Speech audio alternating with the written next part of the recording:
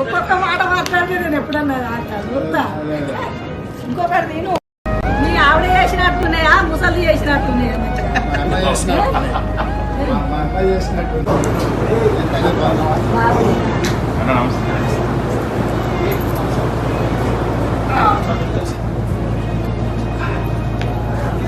గట్టిగానే చేస్తాను. అన్న తోటి ఉన్నాడు వాళ్ళంతా తోటి ఉండేది వాళ్ళతో పాటు మరి ఏంటంటే దీని అడగలిగిన వాడిని నేను ఏం తెచ్చిందంటే బాక్స్ పెట్టుకొని రేవంత్ రెడ్డిని చూడాలి అని నేను ఇంత దూరం వచ్చి ఎక్కడికో పోయినా మా ఇంటికి వచ్చి మా ఇల్లు చూస్తామని బాగా అనుకున్నాను. పొద్దున వస్తే నువ్వు బయట పోయిన పోయినా జైతాలకు అత్తవాడ కదా మరి మా ఇంటికి అత్తవాలేదా దగ్గర అయినా దూరం అయినా ప్రేమ ఉన్నాడు ప్రేమ ఉంటే ఏడికైనా దగ్గర దూరం అయినా 10 తారీఖు వస్తా జగిత్యాల 10కి వస్తుంది. ఈ చేతి కూకి ఇట్లా అయిందంటే మా అన్నకు వచ్చింది నాకు వచ్చింది ఏం కాదు. అదే నేనేమో మా అన్నది చెప్తాను నాకు ఇష్టమైనది తెచ్చింది మిర్చి బజ్జీ నేను ఎక్కువ టెన్షన్ పెట్టుకో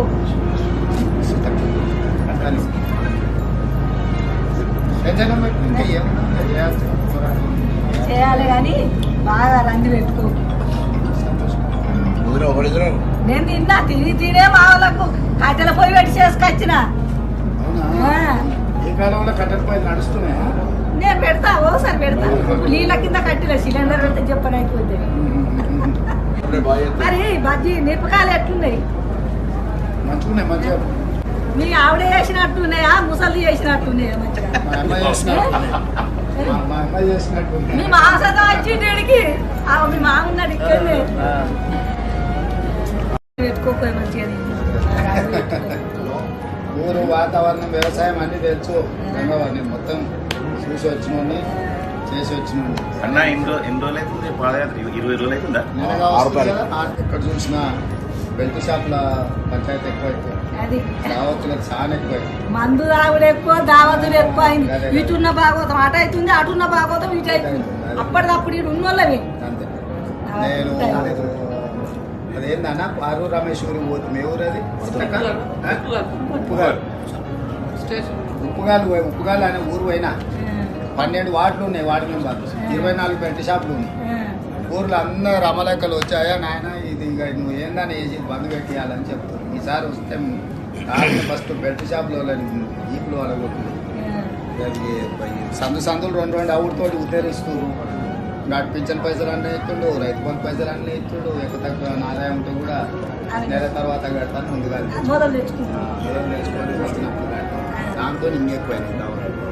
అది కొంచెం తీవ్రమైన సమస్య. పిల్లలు ఇంతకుముందు అంటే పెద్ద మనుషులు ఏదో సాయంత్రం పని వచ్చి పోయేది. పిల్లలు పొద్దుట కూడా మొదలు పెడుతుంది. అదంతా ఇంటి మునుగుతున్నాయి. భూములు జాగాలు కొంపల కట్టుకెళ్ళిపోతుంది. అదే దాన్ని మాత్రం తీవ్రమైన సమస్య. రెండోది పేదోళ్ళకి ఇల్లు రాక శానేళ్ళు అయింది కదా. పిల్లలకి పెద్దోళ్ళు పెళ్ళిళ్ళు అయ్యారు కదా. ఒకప్పుడు కుటుంబంలో చిన్న పిల్లలు ఉన్నప్పుడు ఒక అరుణ నడిచింది. పిల్లలు పెద్దోళ్ళు పెళ్ళిళ్ళు అయ్యే వరకు ఇల్లు బాగా అడుగుతున్నారు. ప్రభుత్వం నుంచి ఇల్లు ఇవ్వాలి కదా, ఇస్తారు. ఇళ్ళతోటి రెండవ సమస్య అంటే నేను చూసిన దాంట్లో 3 వ్యవసాయాల్లో పండించిన పంటకు ధర వస్తలేదు. బాగా ఇబ్బంది పడుతున్నారు. పెట్టుబడి లేక మీరు చేసిన పని చేసిన ఎక్కువ పంట వేస్తున్నాము. ఓట్లకు కూడా ఏంటంటే ఇప్పుడు మనకు ఛత్తీస్గఢ్లో 2660 రూపాయలు ఇస్తున్నారు. పక్క రాష్ట్రంలో ఎక్కువ ఇస్తుంది, మనకు తక్కువ వస్తుంది. అది కూడా 1960 ఇస్తుంది. కాకపోతే ఏంటంటే తుట్టి కింద తరుగు కింద 5 కిలోలు సంచి తీసుకొని అది ఎక్కువ నష్టం. మూడు అయితే ప్రధానంగా గ్రామాలలో ఎక్కువ సమస్యలు. మనకు చూస్తే తెలిస్తే రేపు ఎవరైనా అధికారులు భవిష్యత్తులో మనకు వచ్చి చెప్పినా మనకు చూస్తే మనకు వేరే ఉంటుంది కదా. లేకపోతే వాళ్ళ అధికారులు చెప్పింది మనం బడున్నోళ్ళు చెప్పింది నాకు చూస్తాం. చూసి ఊర్లో తిరిగి సొంతంగా మనం ఎండలు ఉగాది ఎండలు బాగా కొడతాయి, ఎండలు గట్టిగా తిరిగి గట్టిగా కొడతాయి. కొద్దిగా తిరుగుట్లో తక్కువ చేసి ఎండ లేనప్పుడు బయలుదేరి అదే. తిరిగే అవకాశం చూసుకోరారా. ఎందుకంటే ఎండలు బాగా కొడతాయి. ఇవాళ కొండగట్టు అంజనా దగ్గర పోయొచ్చు, దండం పెట్టి వచ్చిండు. వేములవాడ రాజన్న దగ్గరికి ఏం పోయిండు. కాదు, అన్ని దేవుళ్ళు మన అందరి వాడికి వేములవాడ రాజన్న దగ్గర నిన్న పోయినా, కొండగట్ట అంజన దగ్గరికి భద్రాచలం రాముడి దగ్గరికి. అంటే ఇట్లా పోతుంటే దర్గాలు, ఇప్పుడు కరీంనగర్లో దర్గా ఉంది కదా మన సార్, వరంగల్ దర్గా అంతా ఆ ఏరియాకి పోతే ఆ ఏరియా ముఖ్యమైన అక్కడ ఉండే ప్రజలు ఎక్కువ పోయేట్టు ఉంటాయి కదా, అవి కూడా చూసి వస్తున్నాయి. ఎట్లా మనకి ఏమైనా చేయాల్సి వస్తుంది మంచిగా చేయడానికి. సీతక్క వచ్చిందా? సీతక్క కలిసింది. బాధ్యత అంతా సీతక్కనే మోస్తున్నది. అందరం మోయాలి, మనిషికింత మోయాలి బరువు. ఒక్కరు మోస్తే బాగా ధైర్యం ఉండదు కదా, అందరం మొత్తం మనిషికింత.